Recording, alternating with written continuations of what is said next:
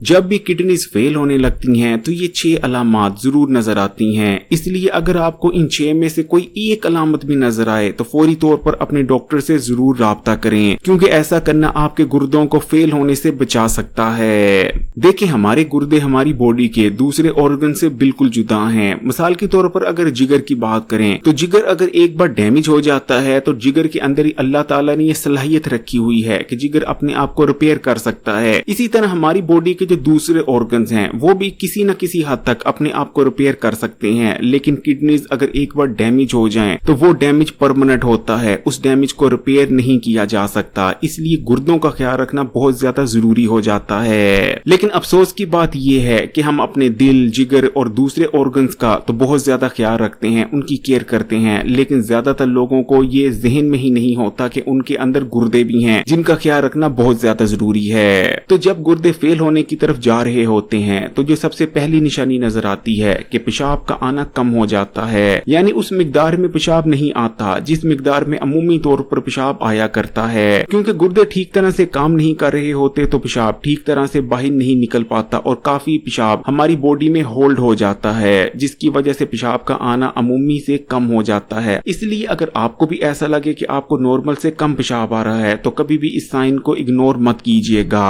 Number 2، جب گردے فیل ہونے کی طرف جا رہے ہوتے ہیں تو جو دوسری نشانی عام طور پر نظر آتی ہے وہ ہوتی ہے جسم پر بہت زیادہ خارش کا آنا۔ یہ خارش جسم کے مختلف حصوں پر آ سکتی ہے، اس لیے اگر آپ کو اچانک سے جسم پر خارش آنا شروع ہو جاتی ہے اور یہ خارش کبھی جسم کے کسی حصے پر ہوتی ہے تو کبھی کسی دوسری حصے پر، تو اس چیز کو بھی کبھی اگنور نہیں کیجیے گا۔ نمبر 3، جسم پر مختلف حصوں پر سویلنگ کا ہو جانا۔ دیکھیں، جب ہمارے گردے ٹھیک طرح سے کام نہیں کر رہے ہوتے تو وہ جسم میں موجود ایکسٹرا یعنی فالتو فلوئڈ کو پوری طرح سے جسم سے باہر نہیں نکال پاتے، جس وجہ سے ایکسٹرا فلوئڈ بھی ہمارے جسم میں رہ جاتا ہے اور بہت سارے گندے اور فاضل مادے بھی جسم میں جمع ہونے لگتے ہیں، کیونکہ ظاہری بات ہے پیشاب اس مقدار میں نہیں آ رہا ہوتا جس مقدار میں پیشاب کو آنا چاہیے، اور نہ ہی گردے ٹھیک طرح سے ہمارے خون کو فلٹر کر پا رہے ہوتے ہیں، جس وجہ سے جسم کے مختلف حصوں پر سویلنگ آنے لگتی ہے۔ نمبر 4، الٹی اور متلی کا آنا۔ گردوں کے ٹھیک طرح سے کام نہ کر پانے کی وجہ سے، کیونکہ ہماری باڈی میں بہت سارے ٹاکسنز جمع ہو جاتے ہیں جن کی وجہ سے ہمارا دل گھبراتا ہے اور بعض دفعہ ایسا لگتا ہے جیسے الٹی یا متلی آ رہی ہو۔ Number 5، high blood pressure. گردوں کے ٹھیک طرح سے کام نہ کرنے کی وجہ سے، کیونکہ بہت زیادہ ایکسٹرا فلوئڈ ہماری باڈی میں جمع ہو چکا ہوتا ہے، جس کی وجہ سے ہمارا بلڈ پریشر نارمل سے بہت زیادہ ہائی ہو جاتا ہے۔ نمبر 6، سانس کا خراب ہونا یا سانس لینے میں دشواری کا سامنا کرنا پڑنا۔